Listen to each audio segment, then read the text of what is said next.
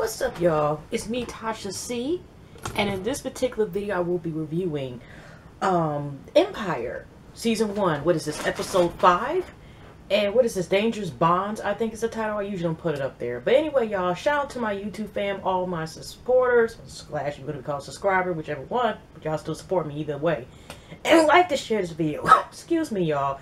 And before I get into it, it's been an interesting day. You know, I like to say happy birthday to my mom. She is 71 years young.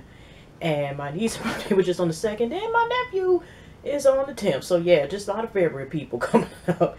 But anyways, y'all, I hope y'all somewhere with a bunch of snow to drive you get out your goddamn, neighborhoods to go from there. Oh, okay. Yeah, like I said, we had a big ass snowstorm Sunday. So we got a lot of this show is getting more interesting. I'm most likely I might even review season 2 next season, for the next season, depending on that. But anyway, y'all, let's get into it. Now let's go based on characters. Andre's grimy ass and his wife, what do I like to call Praying Memphis, because I mean she just bites the head off. Not to say bites that love, but she's just like no hold bars. Her hidden agenda is that she's trying to make sure Andre gets to the Empire and stuff at any means necessary. Okay.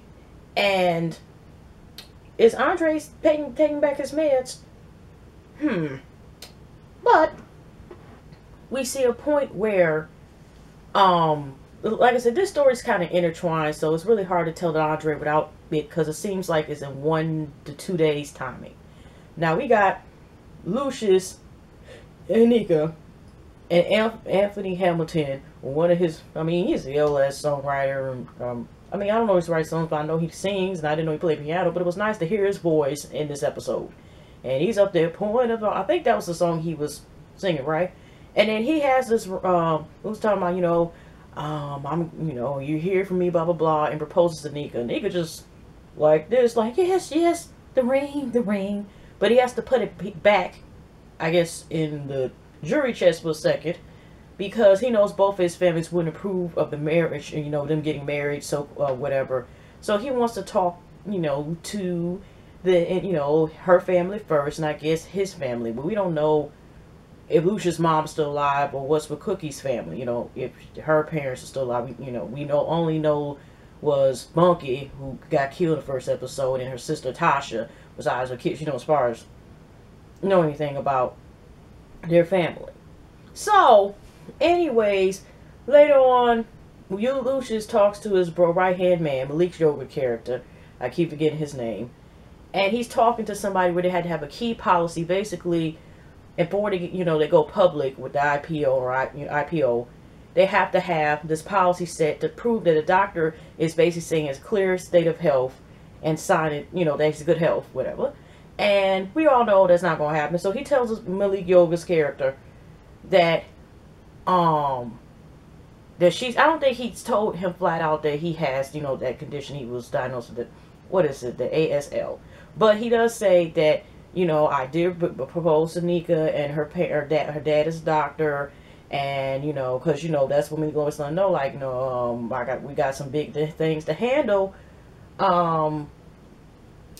We can't go, we need this doctor's approval. Note. So, anyways, we see later on during the episode, we also notice that actually he remembers telling Malik Yoba about, the anniversary, and when he got proposed to Cookie, years ago, and he was talking about is around the corner anniversary, and we're going to get that into a minute about that. And so he remembers, like I said, talking about, the anniversary. And he seemed to have a smile on his face. Like somehow Cookie still holds a special place in his heart to a certain extent.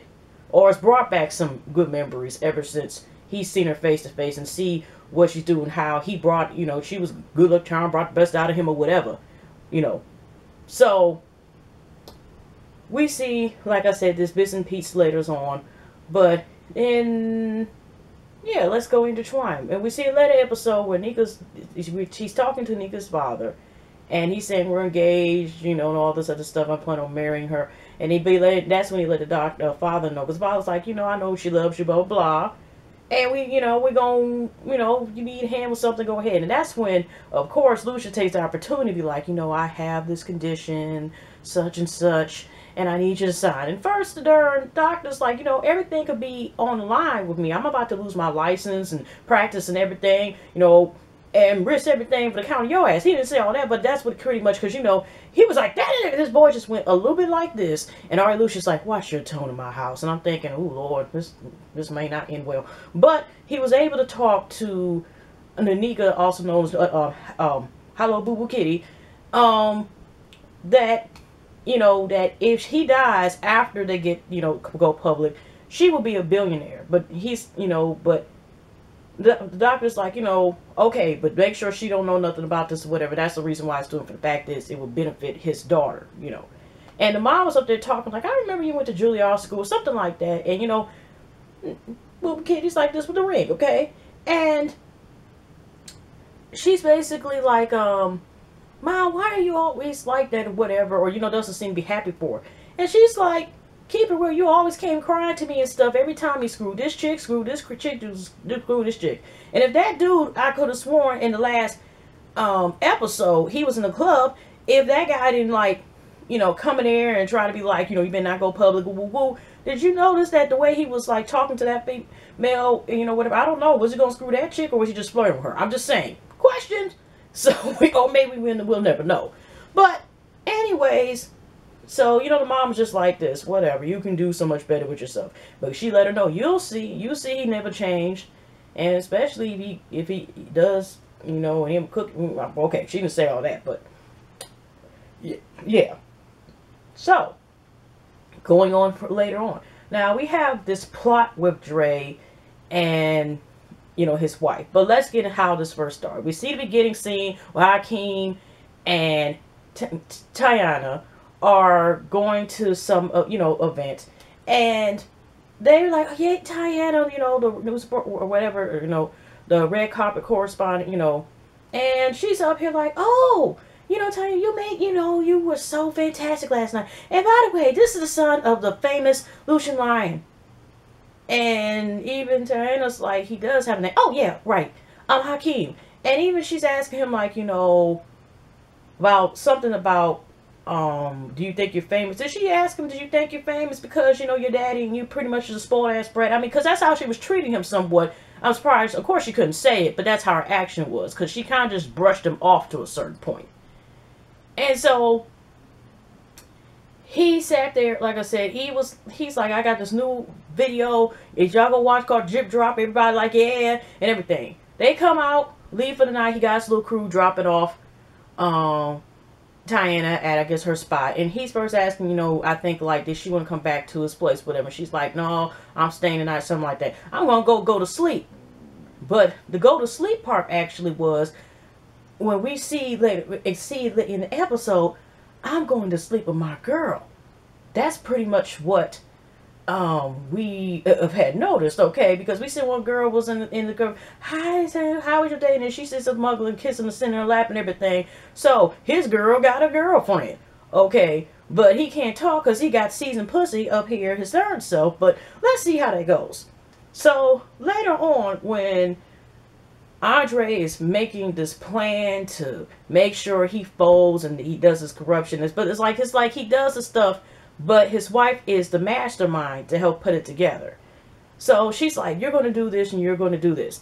So when Hakeem is coincidence having this video shooter decide they finally set it up, first, when they're talking, he's talking about surfboards, literally about surfboards and jet skis and stuff, where he wants to have this video. He wants to sit here and change the image and flip things together and be the best he can be.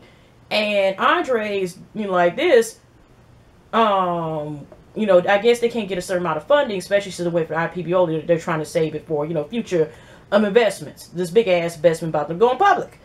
And he's like, well, I don't know, this video you're talking about will be 1 million over than what we should be, for our budget.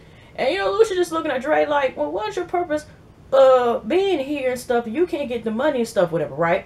So his wife, who I don't know, she's a photographer, I think, or something like that, she's on set, and he's like, I'm on pressure. You know, you didn't notice any meds, and I don't think he's probably still on them. So we see behind, I guess, I don't know, the girl must be a model or something. And his wife is like, hold on. Oh, you know, Dre's wife is like, hold on. I got something that, you know, we can help out with that. You know, we can, you know, because the mission is to turn the two other brothers against each other. And Dre has one straight shot into taking over the empire. Okay. So the wife actually sees, you know, with her girlfriend, and, you know, she slides and she takes a picture of, you know, a little instant video of it. And she just hug up and can still embrace, you know, having a kissing session with her girl. And she is going to put this on the blogs and everything else. But Andre, just make sure you don't have it traceable to you. And she's just so excited. I think they even showed clip like this. She was sending it to Perez Hilton and everything else. And so, you know, she's just so excited about this plan. I wonder when they find out about that Dre's actually behind the shit, how this is going to go. Because it's kind of sad you see Jamal and Hakeem, the way they're starting to do like this on account of their brother. Okay, other brother. So, we go fast forward around the shoot. Now, around the same time, we got a lot going with Jamal on this side. He's, you know, scraped some bear money because he wants to do on his own to make this hit that he was kind of like starting to get, you know, think of in his head last episode. And then, on top of that, you know, Cookie even like, what the hell you up here? You can work with top producers and all this other stuff, whatever. He's like, you know, I guess to get inspiration, he said it's with a lot of hits that's been made in this particular studio. And I think this was the day before, you know, Praying Mantis got the goddamn photo and shit of, you know, or, you know, the evidence that can really stir up every damn thing. So, all of a sudden, you know, Cookie's like, make sure my son's taken care of, because she felt comfortable. Because even when you go into the door to the studio, you got bullet holes all in the goddamn, you know, window door. And she's just like, okay, make sure you take care of my son. And then we see her leaving the damn studio. And we see the Fed agent we've been seeing on and off since the second episode. And she's like, because, you know, she texts Cookie, like, you know, talk to us, are we outside or something like that. And she was trying to walk first away from the Fed's car. The lady's like, you know, we need to talk to you or want you to do this.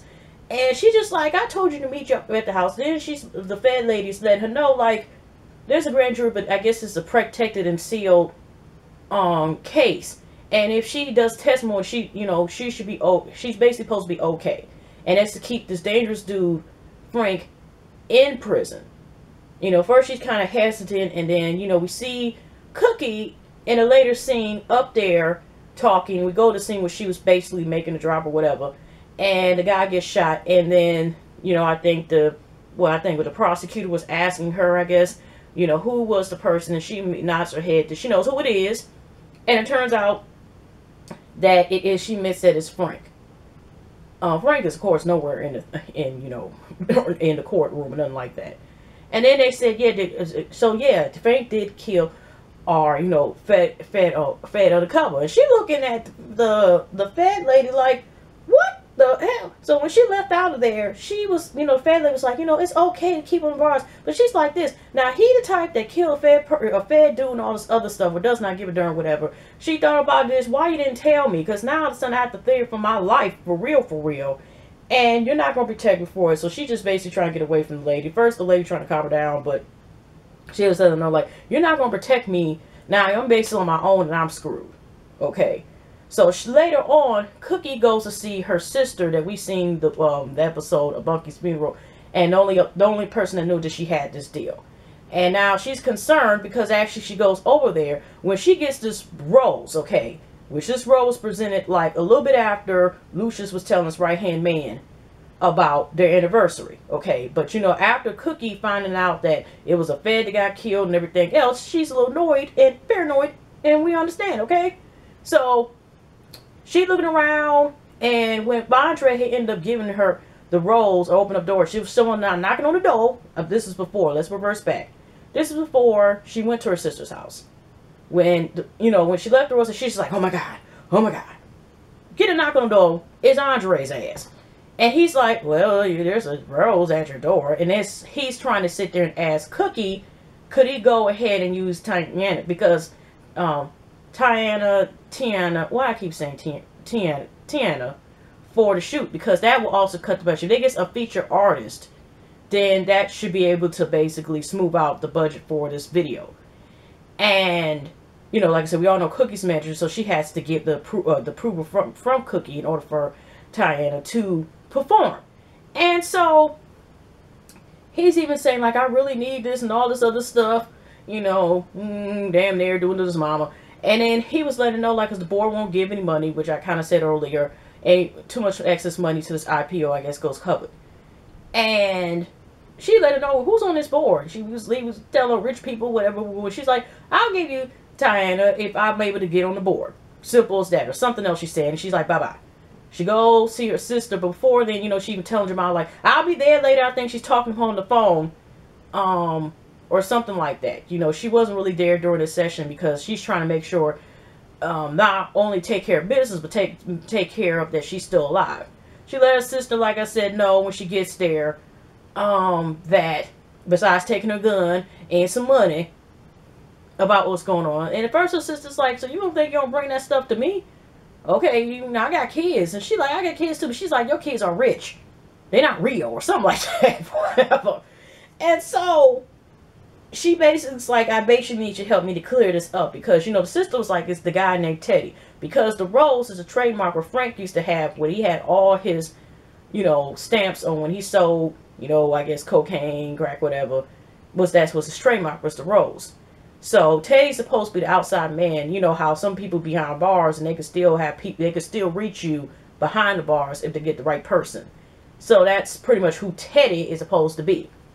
So they go visit this one dude named Jamal, and he's supposed to be like fam, and I don't know, I guess he can't stand Cookie's sister or something. Because he was like, what was that fine girl I used to try to hook up with? They used to, you know, do stuff for you, do runs for you too.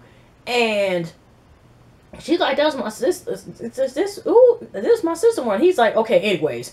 But so she basically like this, you know about, she was like, here's the money right here. Don't act like you don't want it type of thing. Because he's like, we fam, but you know, he still took that money. Here's 5 G's. 5. Okay, did she say 5 G's? And take care of him. And I, you know, basically like take care of him. You know, like, you know, 6 feet under take care of him was, I mean, she wasn't exactly saying that, but we pretty much knew that she just didn't want him to get a tap beside the head or, you know, take him out, you know, for golf or something or whatever, lessons and shit. But so we see later on that when Cookie, after she goes to mall session, and then on top of that, you know, she puts 2 and 2 together once Lucius comes to see her. And he's talking to me about how King doing this way. She let know my heart's going away. And then he realized I sent a gift. And something about when they were younger, she thought he forgot the anniversary back then when they were still together. And she was like, and you stole. And then she just paused. So obviously even then, he likes to get roses and stuff for her. And that's when she realized it was Lucius flowers. She told him to get the fuck on. And then she's trying to call her sister. And her sister looked like she's about to give entertainment and get some time in and listen to some R. Kelly Bump and Grind. And she's like, I can't stop it. It's too late. And it was too late because the dude, Jamal, and some other dudes pull up on Teddy. And basically his whole car is sprayed in him. So he didn't make it. So we don't know how that plays out since now Teddy has got killed or where that's going to go, you know, now. And how technically now, well, going back, excuse me, y'all, to the part where Jamal Park comes in and Howard and Twines were finishing up Dre's and his wife's plan. So when he's at the studio, and it's around the same time when he got Tiana's, you know, explicit, you know, revealing, shocking photos, right? So, of course, you know, Hakeem and, you know, crew and a Cookie's assistant, you know, are fine. At first they were looking like, ooh, what the heck is this? And then when King was like, what y'all looking at? Took the phone, and then he like, oh, he don't want to even work with Tiana anymore. Despite, even though he has decided, he felt kind of offended, like how she's about it. So he ends up telling her, like, Tiana, like Hakeem himself, like, you know what? I don't even want to even do this rest of it. The video shoot is closed with us, you know, thank you all, good night. You know, you ain't got home, but you definitely ain't gonna stay at this fucking shoot. I'm done. I'm mad. But she would let him know, like, you can't come to me about anything because you got your side piece too. And some of his crewmates was shocked, like, he got a side piece? Yeah, he got a side piece, okay? So, that's what's going on with that. So, later on, at Jamal's session, when that plan part, then they took it up a notch with Dre and his wife. She, you know, they decide, or she kind of, I think she was the first one brought it up, was like, this way to make sure they really are against each other. They know Jamal is down the studio, or find out that he's in, you know, the hood, you know, Bronx area, recording, trying to get this one song one day. He can only afford barely that and stuff, or 1 or 2 days. But the day he was finalizing, he was getting to work in, I think some of the engineers, sound producers, engineers, I think either the guy were there. It was 3 dudes besides the dude who's like the owner of the studio or slash producer, whatever, too. So, a couple of these dudes, grimy dudes, that I think Dre's wife notices is like, you know, he got, or either Dre, so like I said, they both planning the same damn thing. But the plot was to have these grimy ass mofos that were just random, and they hang out with Hakeem, but they don't seem to be the main ones in this group as entourage.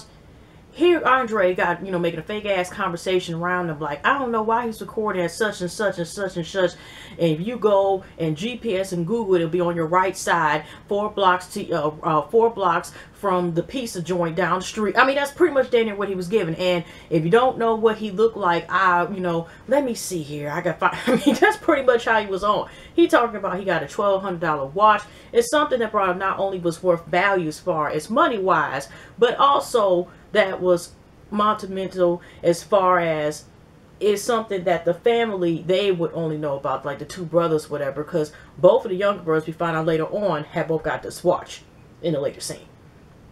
So these dudes paying attention. I think he talking about he had some Gators on. He didn't want to keep his Jordans at the house. All this other shit he was talking about that he had with him, right? So, of course, the dudes is paying attention. They think, you know, they got a lick or whatever, and about to basically just, you know, you do some stick-up kid shit.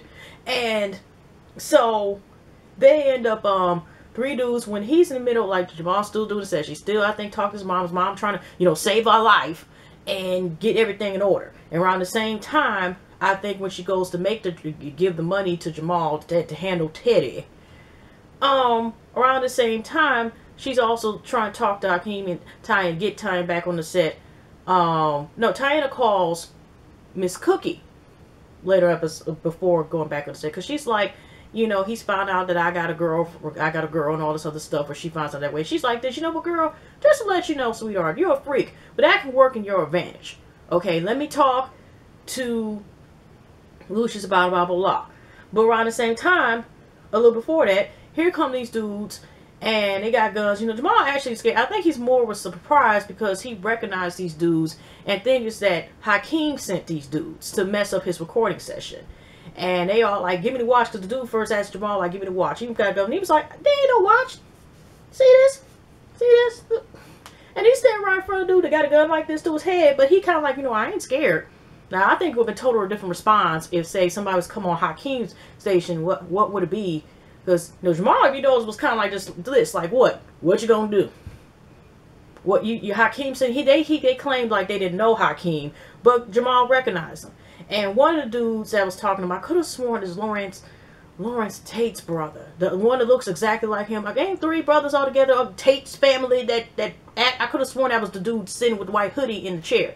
And he tried to get his gun, but the main dude that was sitting there talking and claiming like we don't know who he is and all this stuff, and try to rob folks, whatever, that was in there. He shoots the guy in the arm. So the guy who was over the studio, he comes with a shotgun, like, okay, you know what? Y'all can get the fuck on right now. Basically what he meant. And y'all leave and y'all keep going. So he made sure the 3 dudes get out of there. And you notice nobody pulled a gun out of him. I guess they figured, like, you know what? We just gonna keep moving. So they were lucky that they did leave and then end up wounded too. So because of that, you know, he lost the guys to help him out with the sound thing. I think there was his dudes that he had. So he had to find a group of people with a certain amount of time. Cookie had to, make arrangements. I think his name is Tyrone or whatever, the guy who was over the studio thing. Like, I'll talk with him. Let me do the talking. He'll know what to do. I'll be there such and such and such time. Well, like I said, sure, I get everything straightened out and get this Teddy situation care of. And so he, the guy over the studio was just concerned about, are you really going to be able to school and do this song, school these group of people, the musicians, to finish out this song in this limited amount of time, would be by night? And he's like, yeah. And he was able to get the song. His mom came in. Only thing, finally, once everything was done, before she seen Lucius in the last scene of this episode, she was just like, yeah, this is a good song. Because first she told him earlier, get rid of the intro. He had an intro, times like this are so hard with money and everything. Just go down here. She's like, And then the second thing was when he sent, had her listening through the phone again. And it was, she didn't feel like it needed to be the same tempo. Like, change the beat in the song.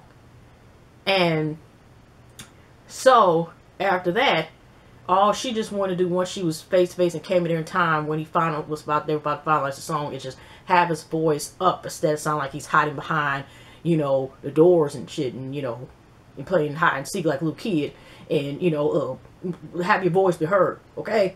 So that's what she was worried about. But then Jamal, who either must have had an extra key to Hakeem's place, when Hakeem, later on when he, his dad talks and Luch talks to him, because, like I said, Cookie told him about the circumstances, how this could actually play out for the better, even though this was supposed to be controversy that can cause problems with Tina having a girlfriend, and that being exposed, So he talked to Hakeem. First was Hakeem still didn't want to do the shoot. You got Lucius up there painting some of the girls with his artistic abilities, with notes and everything, and these scenes for the video. And then Hakeem is really arrogant because he's talking about this song's gonna be going to be epic, and he was coming at people and saying like Kendrick Lamar, J. Cole, Drake, stuff like that. And I'm just like, okay. He was like, and I really mean it. This is gonna get them start noticing stuff. And he just looking at the camera like, I mean it. And he said, I mean it. Okay, whatever.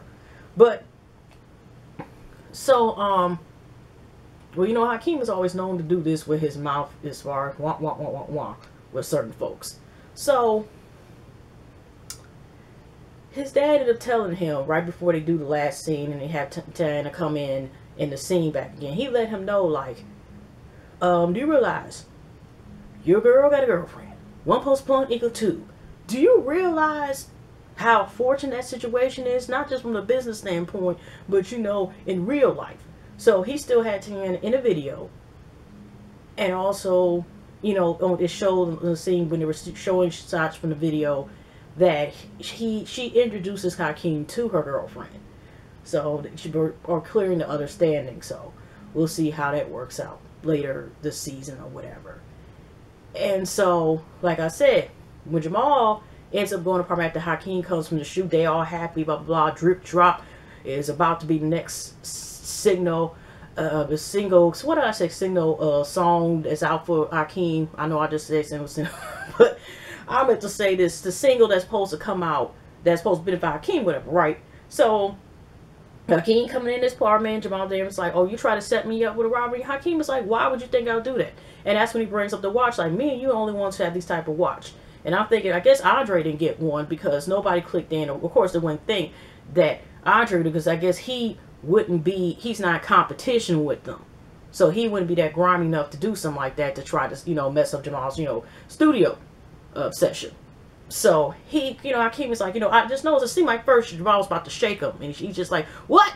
And then just, something about this, all of a sudden he said, I forgot what it said. But Jamal did some uppercut, high you get, right in the middle of Hakeem's stomach. And Hakeem just sat there and balled up, which it did look painful on the floor, okay, in fetal position, just like this. And he just like, don't underestimate little brother. And he just walked the hell out. And then you hear him listen to the song on top of a rooftop with a smile on his headphones. And that was that on that part. And now we realize basically, and then after that, Hakeem is trying to call him about you know, what just happened. And, you know, Drake is, you know, I don't think I seen a smile on his face, but I guess in a way he's just sitting there like, okay, whatever. Maybe he's like, I'm happy he's on the plan, but maybe it's like a negative 1% that he may be concerned. Well, that still mean that's none, but you know, 0.001% that he actually gives a damn. And you know, kind of feels bad that he's turning his brothers against each other. And here's Hakeem was like, you know, he thought I said him or something like that, whatever. And he's like, is Jamal right? Yeah, but what about me, basically, he was talking about. But yeah, that's pretty much what I got so far from this episode. But I hope y'all have a pleasant week, pleasant night, pleasant weekend. And I definitely see y'all in the next video. But yeah, that's, yeah, like I said, this is getting more interesting. You know, we'll also learn that Frank wasn't a guy that was out, you know, was out in the streets, whatever, that they were finding out he was about to possibly get out, you know. Well, we'll see. We go from there. All right. Take care, y'all.